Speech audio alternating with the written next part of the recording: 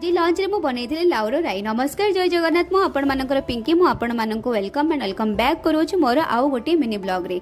मु प्रथमे भाबिथिली मु बनेबी लाउ चोपार भर्ता, किंतु लाउ जेहेतु तार स्किन केयर करि नथिला तो सेथि बाय लाउ चोपार भर्ता ला कैंसिल। तापरे मु भाबिली बनेइबा लाउर राई।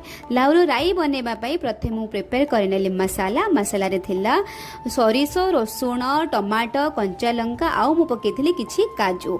ताकू भलसे ग्राइंडिंग करनेली। तापर तेल रे सरिष फुटे कि पियाज सहित लाउ को भाजी नेबा 80% पर्यंत लाउ को कुक करि नेबा। तापर सेतिरे पकेबा राई मसाला, ताकू आउ टिके कुक करि नेबा। कुक हैला परे सेतिरे पके देबा खीर और ता सहित आपण चीनी और मलाई भी पके परिबे।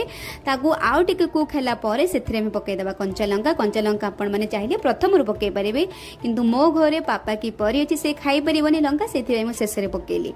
आ एठी रेडी हे गला मोर लाउर राई। केमिति लागिला जणेबे।